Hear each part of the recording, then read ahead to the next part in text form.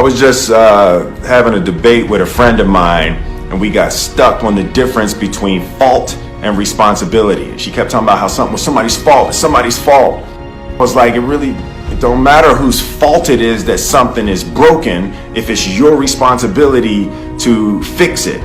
For example, it's not somebody's fault if their father was an abusive alcoholic, but it's for damn sure their responsibility to figure out how they're going to deal with those traumas and try to make a life out of it.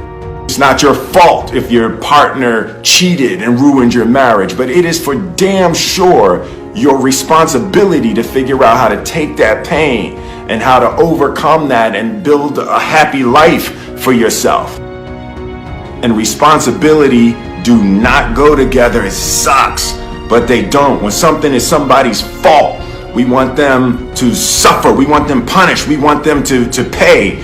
We want it to be their responsibility to fix it, but that's not how it works, especially when it's your heart. Your heart, your life, your happiness is your responsibility and your responsibility alone. As long as we're pointing the finger and stuck in whose fault something is, we're jammed and trapped into victim mode. When you're in victim mode, you are stuck in suffering. The road to power is in taking responsibility. Your heart, your life, your happiness is your responsibility and your responsibility alone. Following your dreams is a lonely, solitary, scary, dangerous pursuit. You can't wait for somebody to think you can do it. And it's like because they don't think you can do nothing they can't do. Exactly, bingo. Right? You know what I mean? It's like it's a lonely, scary, dangerous pursuit, and you got to be willing to risk everything to become that seed of what you believe. Is when you say to yourself, oh, man, look, I know you and that girl got a real connection. I know y'all vibe, but that's your girl's cousin. So I love you too much to let you do that. It's like you say to yourself, hey man, look, I know you want to eat that pizza and it'll be really good, but I can't let you eat that, man, because if you eat that pizza, you're going to feel like shit, and I love you too much to let you eat that.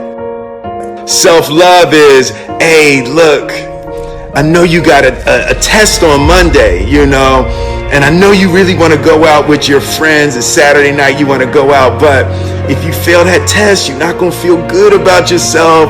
I love you too much to let you go out tonight.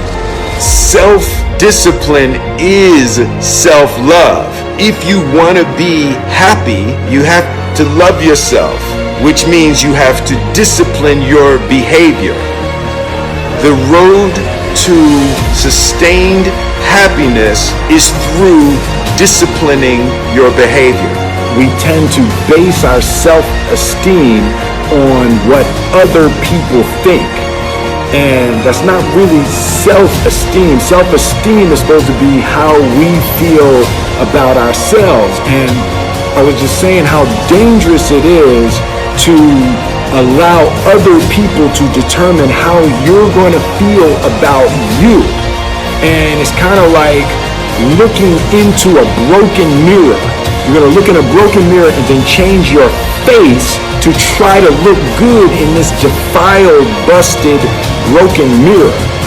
And it just, other people's opinions is a really way to determine how we feel about ourselves.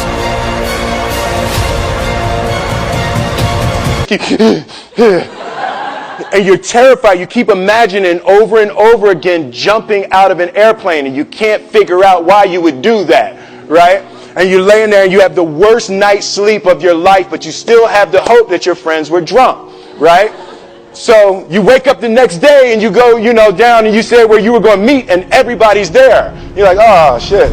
All right, cool, right? So you get in the van and you don't know that your friends had the same night that you had, because they're pretending like they didn't. They're like, yeah, man, my uncle's a Navy SEAL, and you know, this is going to be great. I've been looking forward to this. And you're like, oh my God, oh my God.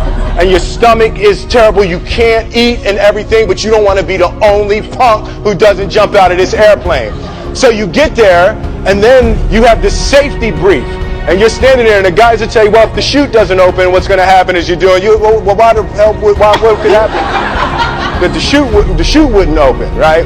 So you do a thing, and what you do is your first jump, you're attached to a guy who is going, you know, he's going to walk you out. So you go, and you get there, and there's an airplane, and nobody's stopping. Everybody's still going. So you get onto the airplane, and you're sitting there, and you know, it's extra because you're sitting on some dude's lap, some stranger. You're sitting on his lap, and it's like, you know, you get trying to make small talk. Yeah, man. So you be jumping with people all the time, huh? Right? You know. So, and then you just want to make sure you got kids, right? You got people you need to see, right? You just want to make sure he's serious, right? So you get in there. So everything's normal. So you fly and you go up, you go up, you go up, you go up to 14,000 feet, and you notice there's a light. It's red and it's yellow and green, right? So right now the light's red. So then you start thinking at some point the light's going to go green because you don't know what's going to happen, right? And you wait and it goes yellow and the light goes green and somebody opens the door, and in that moment you realize you've never been in a freaking airplane with the door open. Right? Terror. Oh, sorry, I'm spitting. Oh, sorry. No, terror, right? So you go, and then, you know, if you were smart, you sat in the back so you don't go first, right? And then people start going out of the airplane. And you go, and the guy walks you up to the end of the thing, and you're standing and your toes are on the edge, and you're looking out down to death. And they say, on 3. And they say, 1, 2, and he pushes you on 2 because people grab on 3, right? Right? And you go, and you fall out of the airplane, and in 1 second, you realize that it's the most blissful experience of your life. You're flying, right? It doesn't feel like falling, right? It's like you actually are kind of held a little bit by the wind, and then you start falling, and there's zero fear. You realize that the point of maximum danger is the point of minimum fear. It's bliss. It's bliss, and you're flying, right? And you're doing it, and then 20 seconds, 25 seconds, 40 seconds, and you have enough time to just kind of be like, oh, shit, that's that building. That's not like that one. Oh, you can see the ocean. Right? You start doing all of that, and the lesson for me was, why were you scared in your bed the night before? What do you need that fear for?